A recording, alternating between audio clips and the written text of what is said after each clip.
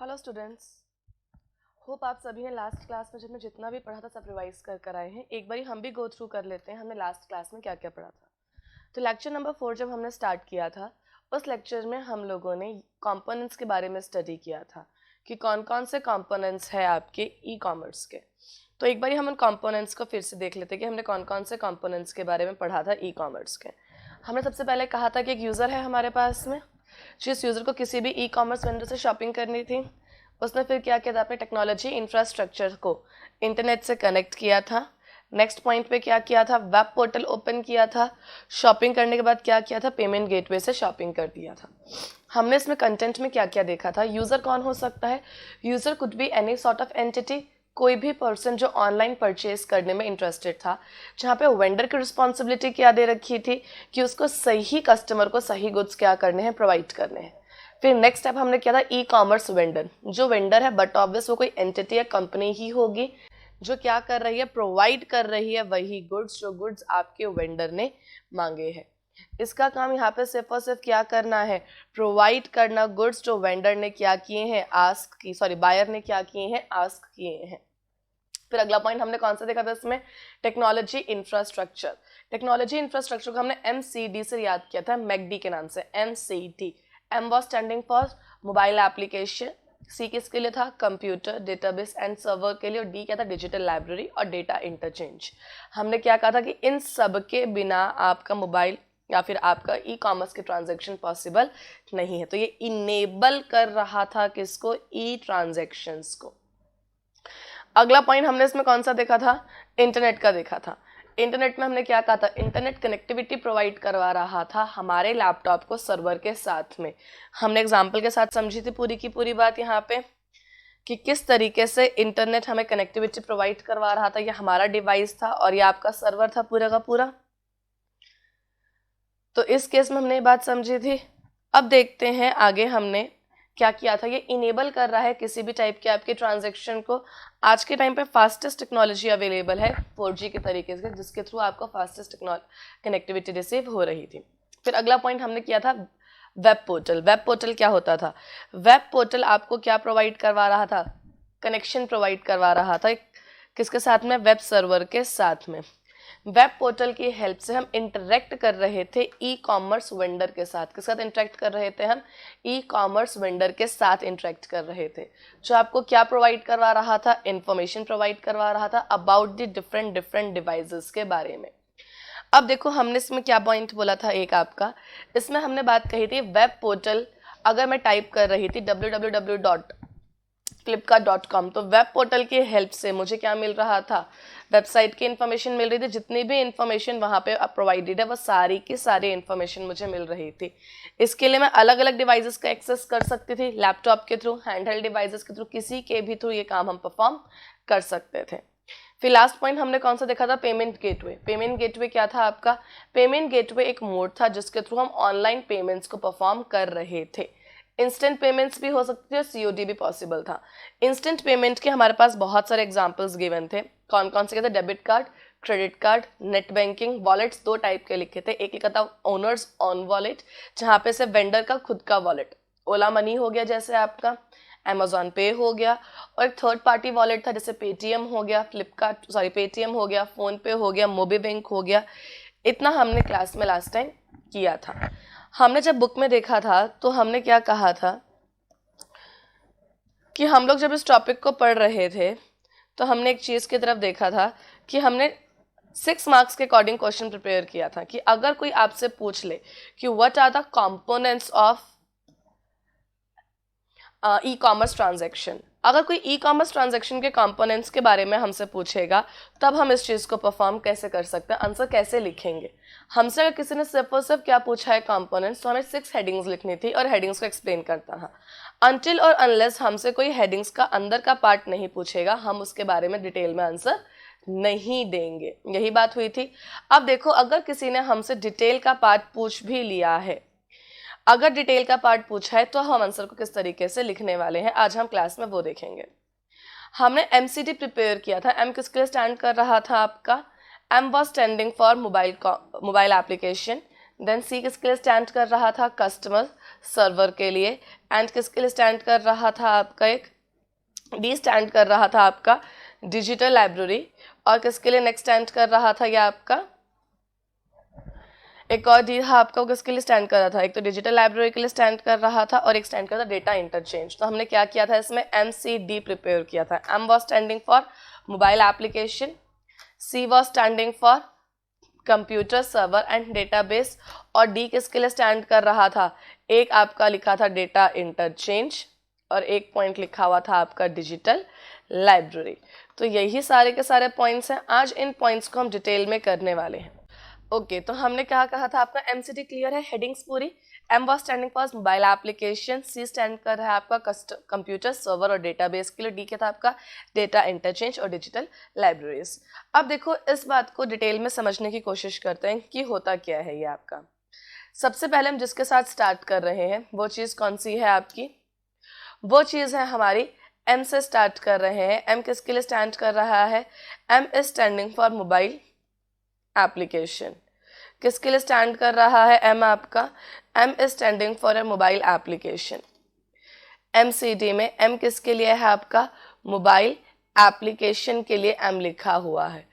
अब देखो स्टूडेंट्स, अगर हम मोबाइल एप्लीकेशन की बात करते हैं तो मोबाइल एप्लीकेशन होते क्या हैं हम लोग अपने मोबाइल डिवाइसेस, अपने स्मार्टफोन्स के अंदर जब शॉपिंग करना चाह रहे होते हैं तो एक शॉर्ट तरीका है शॉपिंग करने का। वो तरीका क्या है कि आप उसकी ऐप को डाउनलोड कर लो, और ऐप डाउनलोड करके हम क्या कर सकते हैं, शॉपिंग को कर सकते हैं। बहुत सिंपल है। ये ऐप कहाँ से डाउनलोड होती है, हमारे प्ले स्टोर से डाउनलोड हो जाती है आपके, और वहाँ से एप्लीकेशन डाउनलोड करने के बाद में हम लोग इजीली शॉपिंग परफॉर्म कर सकते हैं। एग्जाम्पल है फ्लिपकार्ट का कर लिया, जैसे आपने बाकी जैसे कि मिंत्रा का कर लिया, किसी की भी एप्लीकेशन हमारे पास इजीली अवेलेबल होती है।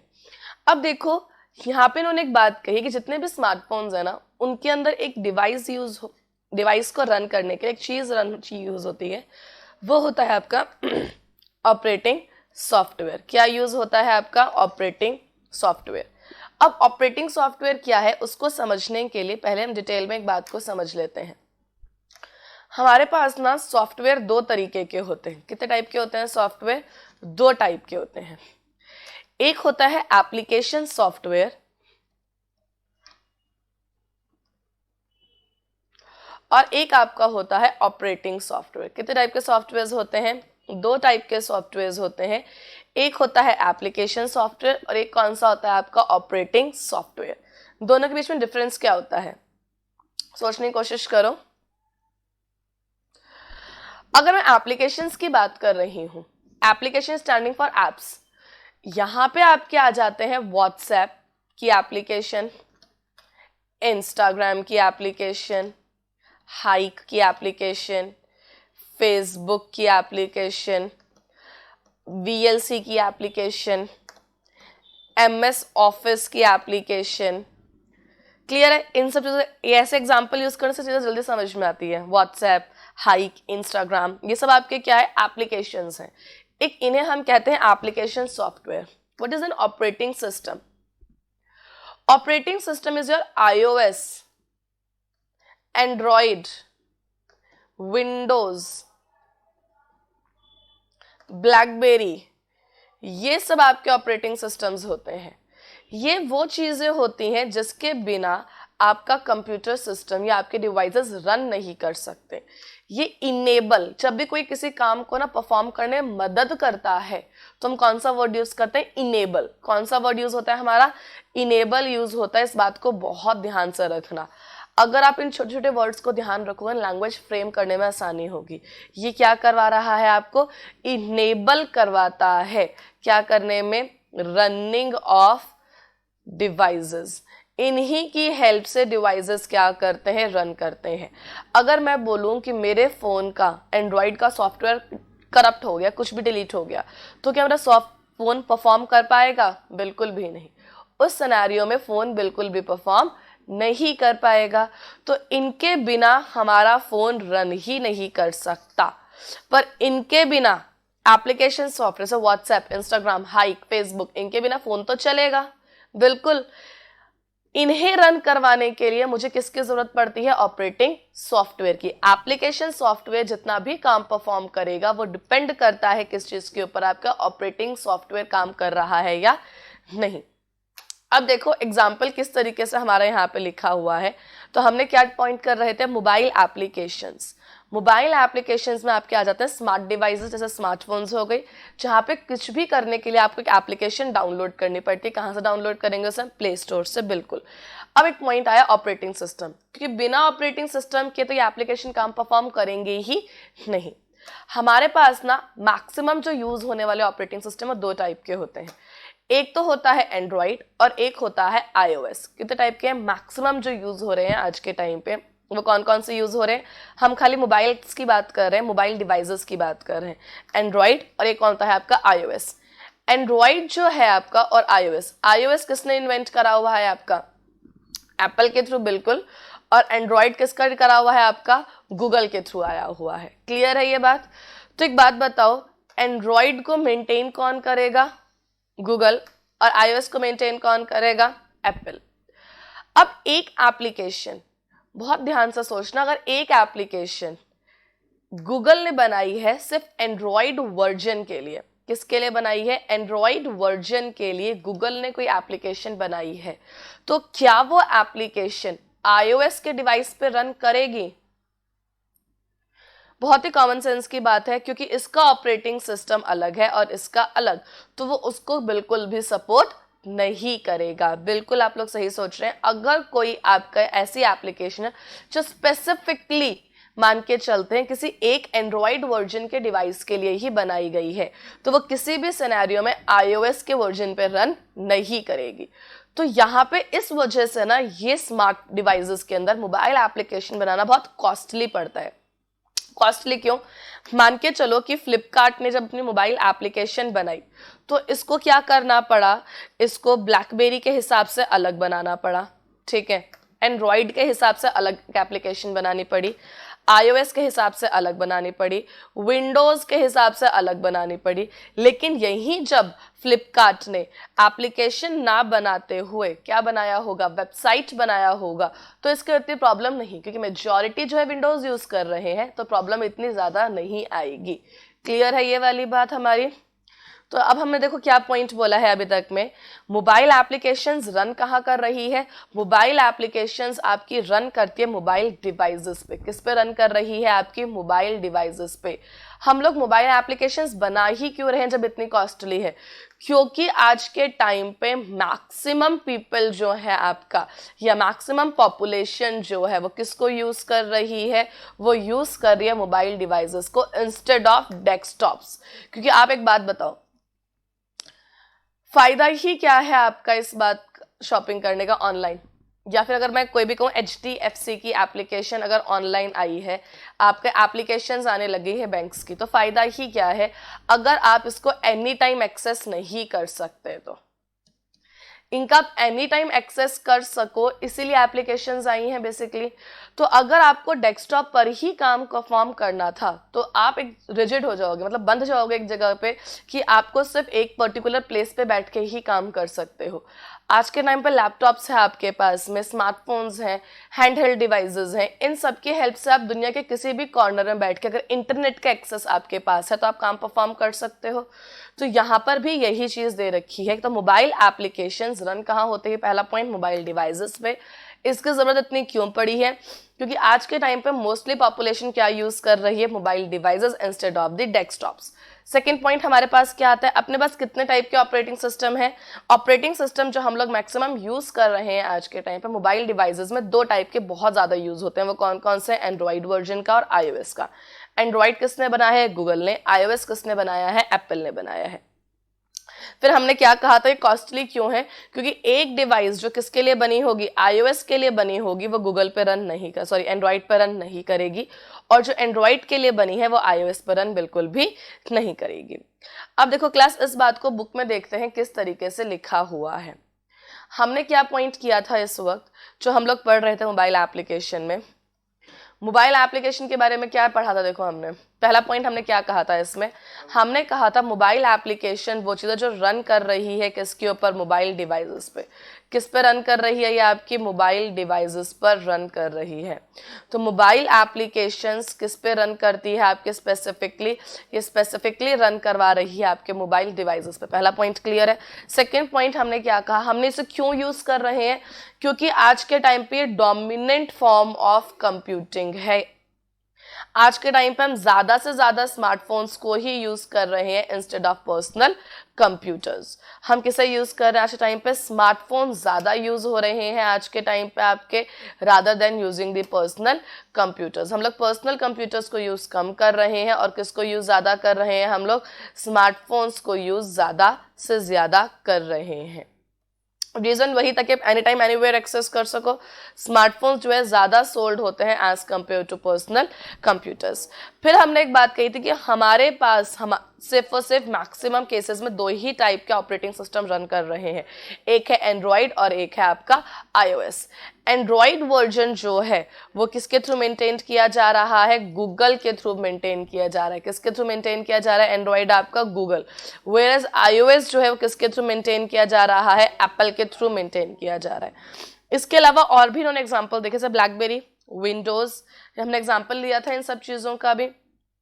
तो अभी तक मैंने कौन कौन सी बातें बोली, पहला पॉइंट मैंने क्या बोला, ये डिवाइस रन स्पेसिफिकली किस पे करते हैं, सिर्फ और सिर्फ एप्लीकेशंस मोबाइल डिवाइसेस पे रन करते हैं, क्योंकि डोमिनेंट फॉर्म ऑफ कंप्यूटिंग है, लोग इसे ज़्यादा यूज़ कर रहे हैं। आज के टाइम पे हमारे पास दो ही टाइप के ऑपरेटिंग सिस्टम है, एक है एंड्रॉयड और एक है iOS। एंड्रॉयड जो है आपका उसे किसने सपोर्ट किया है, गूगल ने, वेयरएज iOS को किसने सपोर्ट किया है, आपके एप्पल के ऑपरेटिंग सिस्टम ने सपोर्ट किया हुआ है। क्लियर है। अब आगे पढ़ते हैं, आगे इसके अंदर कौन सी बात हमने देखी थी।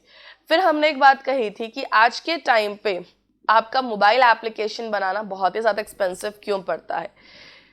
मोबाइल एप्लीकेशंस बनाना एक्सपेंसिव प्रोपोजिशन है, क्यों, क्योंकि ये रन करती है सिर्फ एक ही टाइप के डिवाइस पे at a time. For example, अगर किसी एप्लीकेशन ने आईफोन के लिए ऐप बनाई है तो एंड्रॉयड वाले इसको अपने ऊपर रन नहीं करवा सकते हैं, और एक एप्लीकेशन को बनाने में एटलीस्ट डॉलर्स ऑफ मनी क्या होती है, हमारी स्पेंड होती है।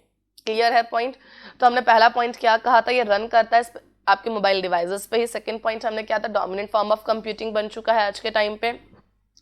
थर्ड पॉइंट हमने इसके अंदर कौन सा बोला है, एक बार सारे के सारे पॉइंट्स को हम कंसोलिडेट कर लेते हैं कि हमने क्या क्या बातें बोली है। तो हमने क्या क्या बातें बोली है इसके अंदर, एक बार देख लेते हैं। हम जब इसके अंदर बोलने लगे थे तो हमने क्या क्या बोला है। सबसे पहला पॉइंट जो हमने इसमें कहा था वो आपका कहा था कि ये रन किसके ऊपर कर रहा है।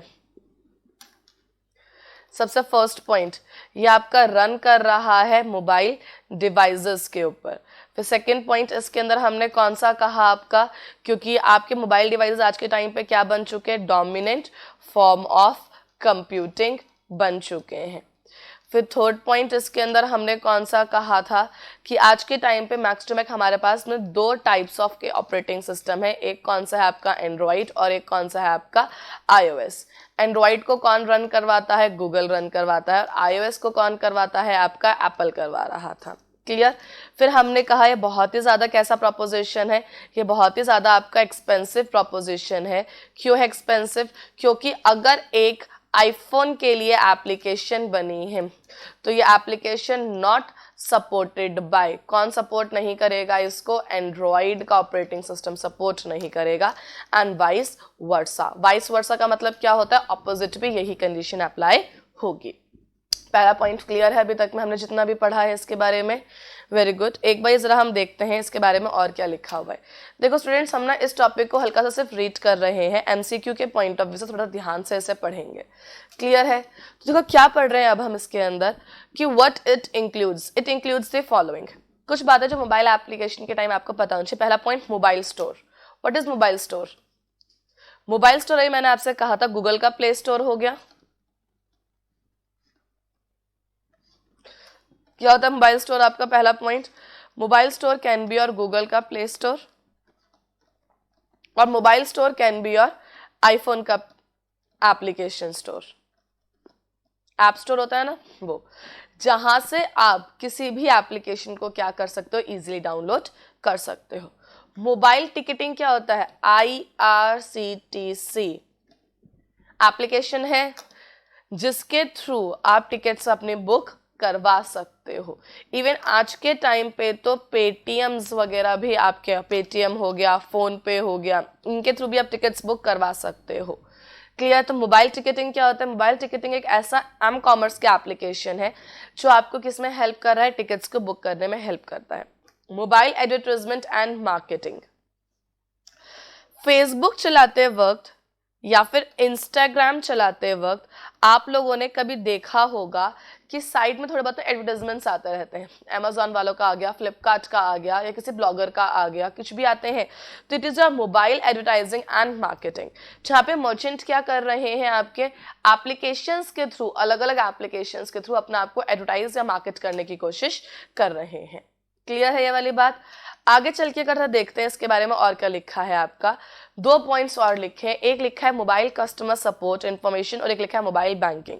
अगर मोबाइल बैंकिंग की बात करते हैं तो it is all about your HDFC की banking application, for example SBI की बैंकिंग एप्लीकेशन, आपका एक्सिस बैंक की banking application and so on. जितने भी बैंक्स हैं उन सब ने अपनी बैंकिंग एप्लीकेशन प्रोवाइड कर रखी है, जहां पे उसी एप्लीकेशन के थ्रू आप डायरेक्टली सारे काम परफॉर्म कर सकते हो, आपको कहीं पे भी जाने की जरूरत नहीं है। और एक लास्ट पॉइंट हमारे पास रह गया, mobile customer support and information. Customer support and information में क्या क्या चीजें आती हैं? देखो, इसके अंदर ना आपकी सब चीजें आ जाती हैं। इसके अंदर आपकी आती है फ्लिपकार्ट की एप्लीकेशन, जोमैटो की एप्लीकेशन, स्विगी की एप्लीकेशन, ठीक है। और कौन कौन सी आपकी आ सकती है इसके अंदर? जैसे हम वेदर फोरकास्ट की भी एप्लीकेशन रखते हैं अपने पास। तो ये सभी की सभी चीज़ें आपकी इसके अंदर कंसिस्ट होती हैं। तो मोबाइल एप्लीकेशन में क्या क्या चीज़ें होती है वो बात हमने केवल क्लियरली एक्सप्लेन कर ली है। तो मोबाइल एप्लीकेशन देखो हमारा क्लियर है। पहला पॉइंट हमने क्या कहा, ये रन करती है सिर्फ और सिर्फ किस पे? मोबाइल डिवाइसेस पे। सेकेंड पॉइंट क्या कहा था इसके अंदर हमने? डोमिनेंट फॉर्म ऑफ कंप्यूटिंग है। थर्ड हमने कहा था 2 ही टाइप के ऑपरेटिंग सिस्टम है, एक एंड्रॉइड और एक आपका iOS। एंड्रॉइड गूगल का था, iOS आपका एप्पल का था। जो चीज़ एंड्रॉइड पे यूज होगी एप्लीकेशन गूगल पे नहीं होगी, सॉरी जो आपके iOS पे नहीं होगा, और जो आपका iOS पे होगा वो आपका एंड्रॉइड पे बिल्कुल भी यूज नहीं हो सकता। क्लियर है? तो एक पॉइंट तो हमने क्लियर कर लिया। यहाँ पे मोबाइल एप्लीकेशन क्या लिखा था, तो MCD का M क्लियर है हमारा कंप्लीटली। अब C की तरफ देखते हैं तो C किसके लिए स्टैंड कर रहा था? C was standing for computer, server and database. C किसके लिए स्टैंड कर रहा था हमारा? Computer, server and database. अगर हमने लास्ट क्लास में इस बात के बारे में देखा था कि कंप्यूटर्स इंपॉर्टेंट क्यों है, सर्वर इंपॉर्टेंट क्यों है, हमने क्या कहा था कि बिना सर्वर के कोई भी काम परफॉर्म नहीं हो सकता। याद है एग्जांपल हमारा फ्रंट एंड बैक एंड वाला। फ्रंट एंड कौन था? यूजर, और बैक एंड कौन था? सर्वर। जब तक सर्वर काम परफॉर्म नहीं करेगा यूजर को कोई भी इंफॉर्मेशन नहीं मिलेगी। इस वजह से इन्होंने क्या बोला है, ये बैकबोन है ऑफ द ई कॉमर्स। अगर आपने इसको ढंग से परफॉर्म या ढंग से मेंटेन नहीं किया तो काम कुछ भी परफॉर्म नहीं होगा। मान के चलो मैं शॉपिंग करने जा रही हूँ, मैंने फ्लिपकार्ट को ओपन किया, मैं फ्लिपकार्ट की चीज़ को सर्च कर रही हूँ पर सर्वर रिस्पॉन्स ही नहीं दे रहा है। मैंने वहाँ पे सर्च किया कि मुझे आईफोन परचेज करना है, तो मैंने आईफोन लिखा, वहाँ पे सिर्फ सर्कल चलता जा रहा है, प्रोसेसिंग होती जा रही है, प्रोसेसिंग का रिजल्ट ही नहीं आ रहा। तो इरिटेट हो क्या फ्लिपकार्ट बंद कर दोगे? क्लियर? फ्लिपकार्ट को आप फिर नहीं ओपन करोगे, क्या पता मिंत्रा यूज करने लग जाओ, फिर ऐसा हो सकता है। या फिर मिंत्रा पे कर रहे हो, उसका सर्वर काम नहीं करता, फ्लिपकार्ट यूज करने लग जाओ, कुछ भी पॉसिबल है। तो अगर ऑपरेटिंग सिस्टम, अगर ये सर्वर ढंग से काम परफॉर्म नहीं करेगा तो कस्टमर्स वहां से चले जाएंगे। इसलिए इसको क्या बोला है? बैकबोन बोला है ई कॉमर्स ट्रांजैक्शन का। और इसी वजह से इसके ऊपर हम ह्यूज अमाउंट ऑफ मनी को क्या करते हैं? इन्वेस्ट करते हैं, ताकि ये मेंटेन रहे हमेशा। अगर ये मेंटेन्ड नहीं है, सर्वर डाउन ही रहेगा, तो प्रॉब्लम हमें हो सकती है। तो बुक में इसके बारे में सिर्फ इतना ही लिखा है कि ये बैकबोन है आपकी ई कॉमर्स ट्रांजैक्शन का। Huge amount of money invest की जाती है इसको क्या करने के लिए? मेंटेन करने के लिए। एक बार रीड करते हैं बुक में इसके बारे में क्या लिखा है। पहला पॉइंट क्या लिखा है, ये बैकबोन है for the success of the ventures. जितने भी बड़ी बड़ी ई कॉमर्स ट्रांजेक्शन्स हैं कंपनीज, वो क्या कर रहे हैं, इन्वेस्ट कर रहे हैं ह्यूज अमाउंट ऑफ मनी को इसके अंदर, क्योंकि इसमें सारा डेटा स्टोर है, सारा परफॉर्मेंस यही करेगा। लास्ट क्लास में इंस्टाग्राम का एग्जांपल लिया था, किसी XYZ पर्सन को सर्च कर रहे थे तो सारा डेटा कहाँ स्टोर था, सर्वर पर ही स्टोर था। क्लियर है ये बात। तो हमने NCD का कितना पॉइंट कवर करा है, M कर लिया और C कर लिया। M was standing for mobile application, C was standing for your computer server and data base. अब देखो क्लास D हमारे दो वर्ड्स के लिए स्टैंड हो रहे थे, वो दो वर्ड्स कौन से हैं, वो दो वर्ड्स जो हमारे लिखे हुए हैं वो लिखे हुए हैं, एक तो आपका लिखा हुआ है यहाँ पे मोबाइल एप्लीकेशन, सॉरी डी किसला डिजिटल लाइब्रेरी है एक आपका वर्ड, और दूसरा वर्ड कौन सा किया था हमने इसके अंदर, आपका डेटा इंटरचेंज। क्लियर है। तो दो वर्ड्स लिखे हुए हैं इसमें, एक है डिजिटल लाइब्रेरी और एक लिखा हुआ है डेटा इंटरचेंज। अब देखो डेटा इंटरचेंज पहले समझते हैं हम लोग कि ये होता क्या है। अगर हम डेटा इंटरचेंज की बात करते हैं तो what is data interchange. Class data interchange क्या होता है, देखो इंटरचेंज नाम से ही पता चल रहा है, एक्सचेंज करना। क्या होता है इंटरचेंज करना, मतलब इंटरचेंज करने का मतलब होता है एक्सचेंज करना, डेटा का एक्सचेंज करना। कितने प्लेयर्स होते हैं, अगर मैं ई कॉमर्स के ट्रांजेक्शन कर रही हूँ तो, अगर मैं शॉपिंग करने जा रही हूँ तो कितने प्लेयर्स इन्वॉल्व है उस शॉपिंग के अंदर। पहला प्लेयर है मेरा यूजर, जिसने शॉपिंग करी, जैसे ही शॉपिंग करके आपने पेमेंट करी, एक ईमेल जाता है मर्चेंट के पास में कि शॉपिंग हो चुकी है, एक आपका ईमेल जाता है बैंक के पास में कि पैसे डिडक्ट होने वाले हैं, एक आपका मैसेज जाता है आपके डिलीवरी चैनल के पास में जो प्रोडक्ट को डिलीवर करवाने वाला है। तो ये अलग अलग कौन है, आपके प्लेयर्स है, किसके, आपके एक ई ट्रांजैक्शन के, किसके प्लेयर्स हैं आपके, एक ई मतलब इलेक्ट्रॉनिक ट्रांजैक्शंस के। इन सभी के बीच में डेटा एक्सचेंज हुआ है। जो ये डेटा एक्सचेंज हुआ है इन सभी के बीच में, इसको हम क्या बोलते हैं, डेटा इंटरचेंज। क्या बोलते हैं इसको हम, डेटा इंटरचेंज। तो डेटा इंटरचेंज क्या होता है, डेटा इंटरचेंज का मतलब है जो डेटा एक्सचेंज हो रहा है between the all players of the digital of the e commerce transaction. तो होता क्या है बेसिकली इसमें, ये आपका डेटा का क्या है, एक्सचेंज हो रहा है। क्या हो रहा है, डेटा एक्सचेंज किसके बीच में हो रहा है, अमंग ऑल प्लेयर्स, जितने भी प्लेयर्स है किसके, आपके एक ई ट्रांजेक्शन के। एक ई ट्रांजेक्शन के अंदर जितने भी आपके प्लेयर्स आ जाते हैं उन सभी के बीच में जब डेटा एक्सचेंज हो रहा है तो उसको हम ये चीज़ यूज़ करते हैं। देखो बुक में क्या लिखा है इसके बारे में देखते हैं। बुक में लिखा हुआ है डेटा इंटरचेंज क्या है, data interchange is electronic communication. मैंने कहा था ईमेल्स जा रहे हैं सबके पास में या SMS जा रहे हैं ऑफ द डेटा, जहाँ पे करेक्टनेस ऑफ डेटा होता है, जो इंटरचेंज हो रहा है between the multiple players of e commerce. Who are the multiple players, user, अभी एग्जाम्पल लिया था हमने इसके अंदर आपका, मर्चेंट जिसका सामान हम परचेज करने वाले हैं, बैंक वाला आ गया इसके अंदर आपका, डिलीवरी करवाने वाले आ गए आपके। इन सभी के बीच में आपका डेटा क्या हो रहा है, एक्सचेंज हो रहा है। क्लियर है। जिसके लिए आप अलग अलग प्रोटोकॉल्स का मतलब होता है रूल्स को यूज करने वाले हो। तो डेटा इंटरचेंज क्या होता है, डेटा इंटरचेंज का मतलब electronic exchange of data among the players of the e commerce. Clear है, एक डी। अब देखो दूसरे डी को हम समझने की कोशिश करते हैं। दूसरा डी क्लास इसके अंदर क्या लिखा हुआ है, अगर स्टूडेंट्स हम देखने की कोशिश करें तो दूसरा डी आपका स्टैंड हो रहा है किस पॉइंट के लिए, आपका डिजिटल लाइब्रेरी। लाइब्रेरी सबको पता है क्या होता था, स्कूल में देखी कभी लाइब्रेरी, कभी आज तक लाइब्रेरी में एंटर हुए, जो बच्चे लाइब्रेरी गए, क्या होता है लाइब्रेरी में, library is a collection of books, यही होता है यहाँ पे। बहुत सारी बुक्स आपको लाइब्रेरी में मिलेगी, library is a collection of books. लेकिन इन बुक्स को ऐसे नहीं बस ऐसे रखा हुआ है कहीं पे, एक 11th क्लास की बुक है उसके ऊपर 12th की रख दो, उसके नीचे 10th की रख दी, ऐसे नहीं। Organised collection of book.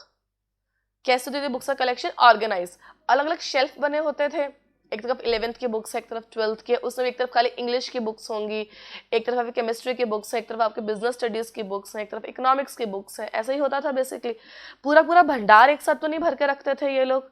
तो इसी चीज को हम क्या बोलते हैं? आपका लाइब्रेरी। लेकिन डिजिटल लाइब्रेरी कैसे बन जाएगी? बिल्कुल, आप बिल्कुल सही सोच रहे हो, वेरी गुड। डिजिटल लाइब्रेरी कैसे बनेगी? जब आप इलेक्ट्रॉनिक फॉर्म के अंदर या इलेक्ट्रॉनिक मीडिया के अंदर डेटा को क्या करोगे? स्टोर करोगे। तो उसको हम कौन सी लाइब्रेरी बोलते हैं? डिजिटल लाइब्रेरी बोलते हैं। यहाँ पे हम क्या करेंगे? कलेक्शन करेंगे, स्टोर करेंगे और ऑर्गेनाइज करेंगे अपने डेटा को भी, इमेजेस को भी, ऑडियो को भी, वीडियो को भी, एंड सो ऑन।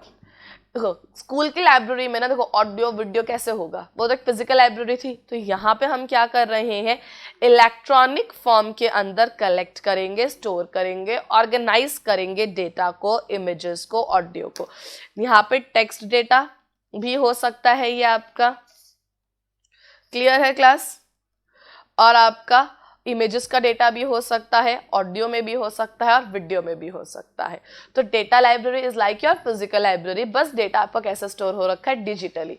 वहां पे सिर्फ टेक्स्ट डेटा होता था, यहाँ पे टेक्स्ट डेटा के अलावा इमेजेस, ऑडियो, वीडियो, हर तरीके का डेटा आपके पास में स्टोर हो सकता है। बुक में देखें एक बार क्या लिखा है अब इसके बारे में। बुक में इसके बारे में क्या लिखा हुआ है?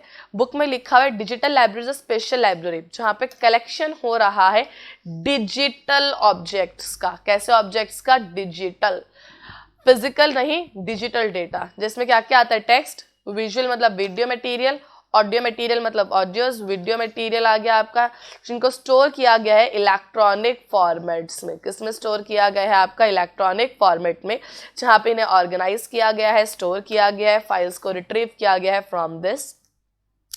रिट्रीविंग का मतलब होता है आउटपुट प्रोवाइड करवाना। क्या होता है इस वर्ड का मतलब? आउटपुट। तो डिजिटल लाइब्रेरी में क्या लिखा हुआ है? डिजिटल लाइब्रेरी में स्टोर कर रहे हैं डेटा को डिजिटल तरीके से। कैसे स्टोर कर रहे हैं हम लोग क्लास? डेटा को डिजिटल तरीके से डेटा को स्टोर कर रहे हैं, जिसमें क्या क्या चीजें आई है आपकी? टेक्स्ट तरीके का डेटा स्टोर कर सकते हो, विजुअल, ऑडियो, वीडियो, किसी भी टाइप का डेटा इसमें आपका इजीली स्टोर हो सकता है। क्लियर? तो हमने एमसीडी किया, डी को, दोनों डीज को रिवाइज करते हैं। एक डी था डेटा इंटरचेंज। डेटा इंटरचेंज मतलब डेटा का एक्सचेंज करना इलेक्ट्रॉनिक तरीके से among all the players of the e commerce. Clear था? फिर हमें डिजिटल लाइब्रेरी बोला। डिजिटल लाइब्रेरी क्या है आपका? It is like physical library but data is stored digitally. Data में क्या क्या चीज आएगी आपकी?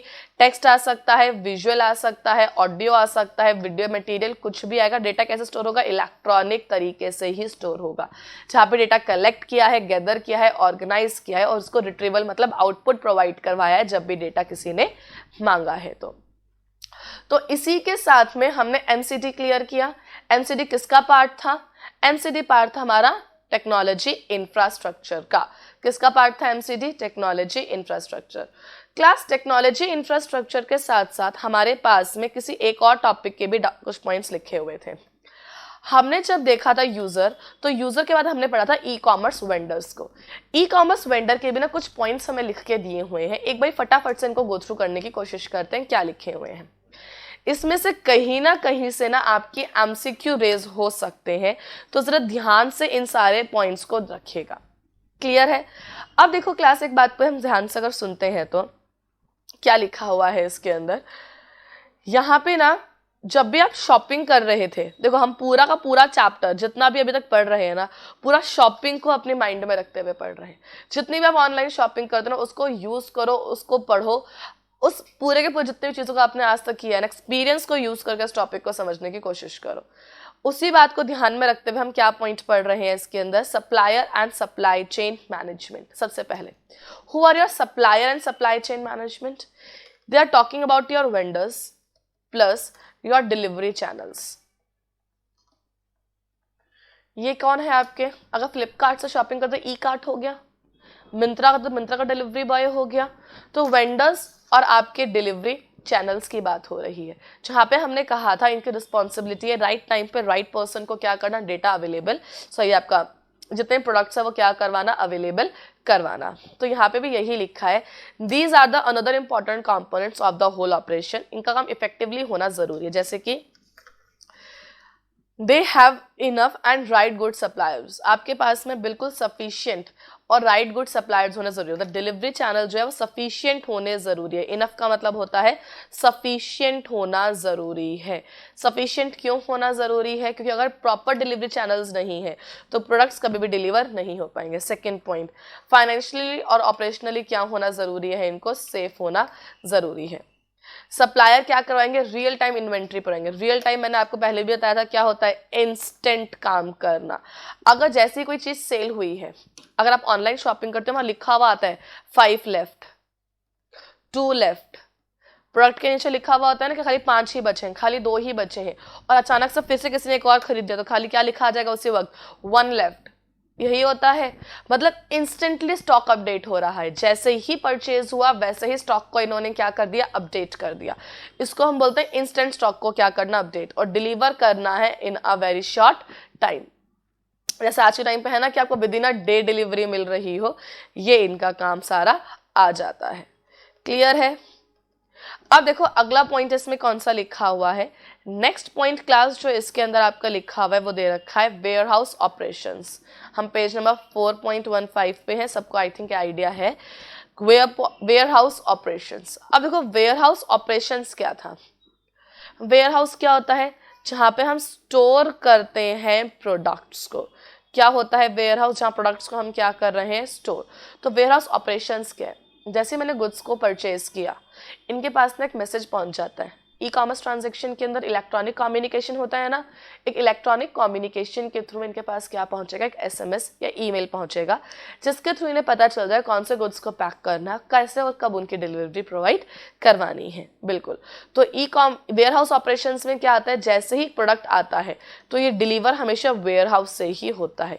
जितने भी ऑनलाइन रिटेलर्स है अपने वहां से गुड्स को पिक किया जाता है, उन्हें पैक किया जाता है कस्टमर के स्पेसिफिकेशन के अकॉर्डिंग, और जहां बोला गया है वहां से डिलीवर करवाया जाता है।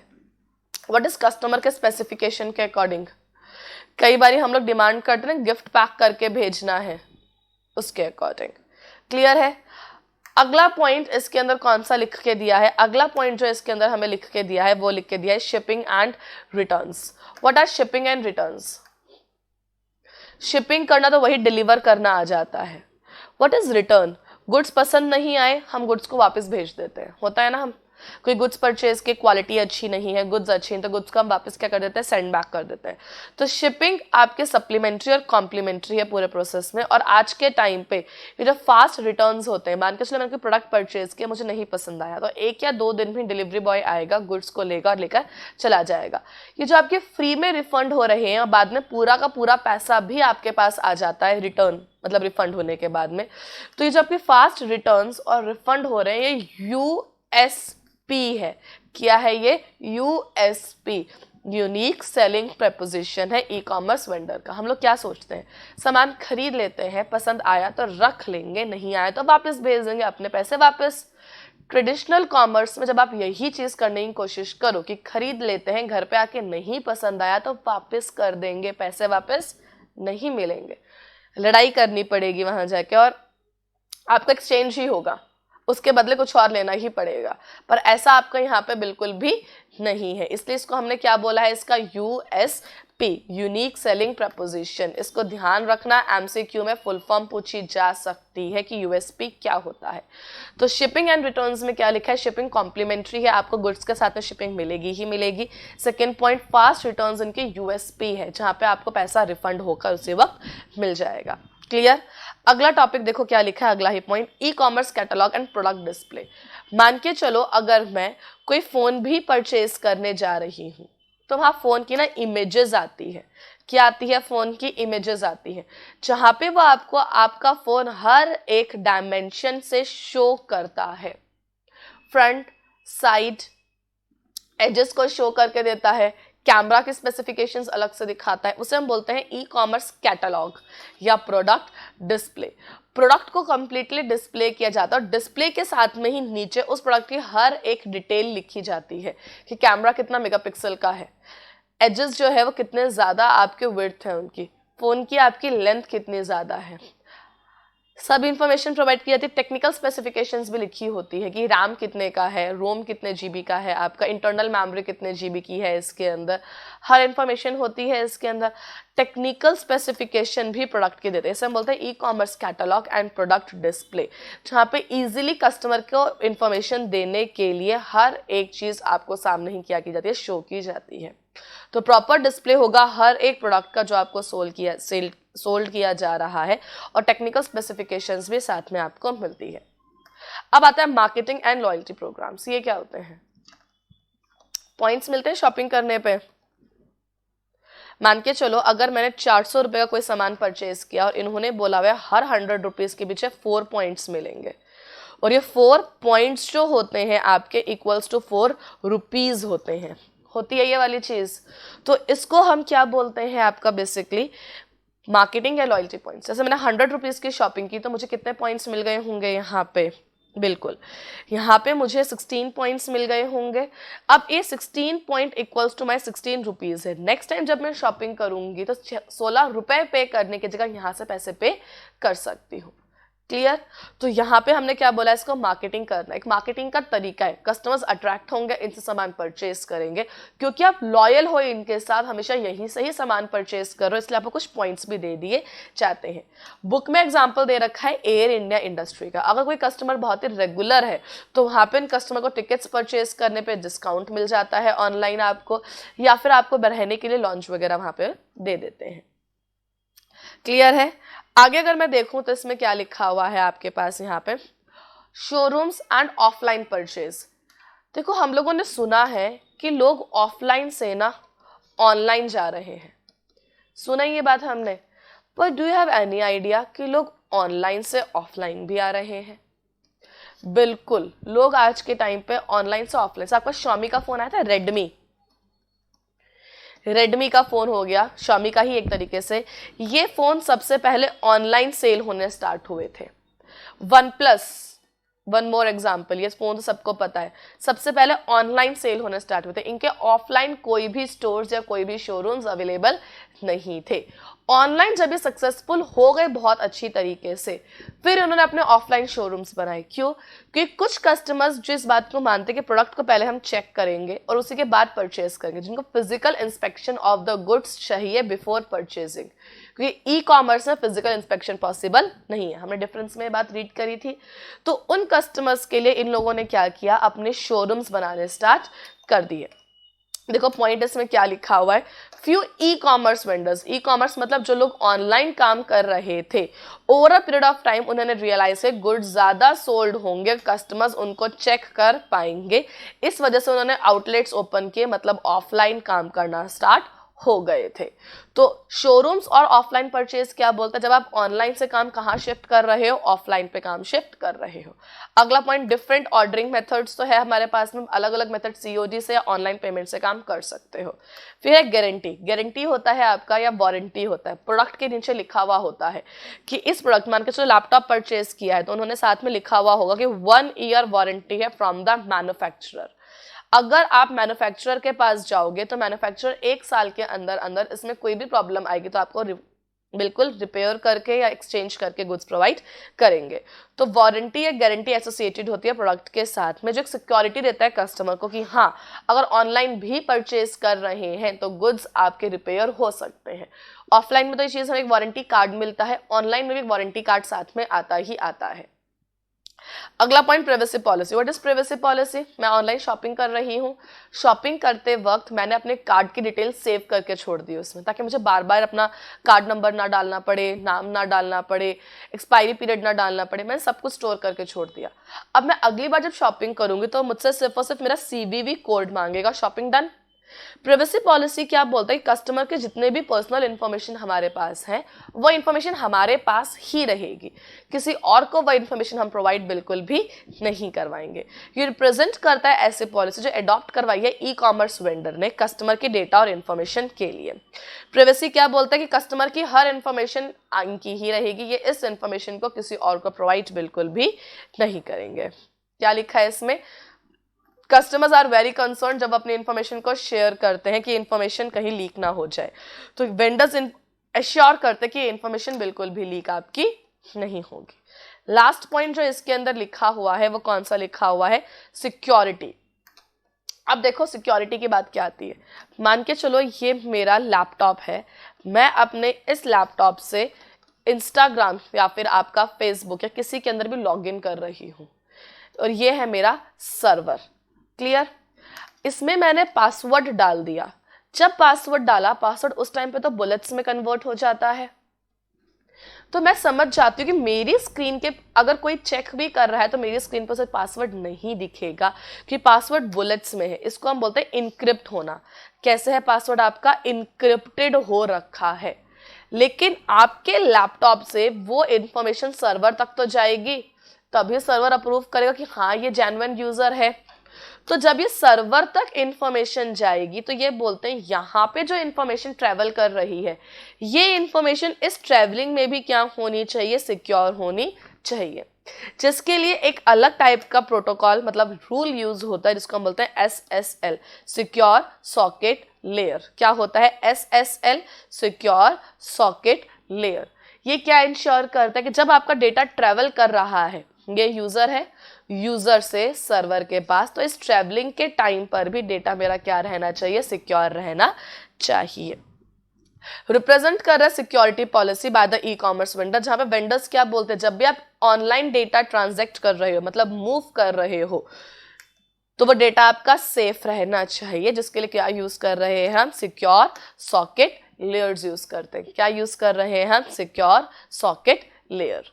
क्लियर है पॉइंट? तो क्लास आज हम लोगों ने अपने जो लास्ट लेक्चर में टॉपिक पढ़ा था, लेक्चर नंबर 4 में, इस लेक्चर नंबर 5 में हमने उस टॉपिक को कंप्लीटली कवर किया है।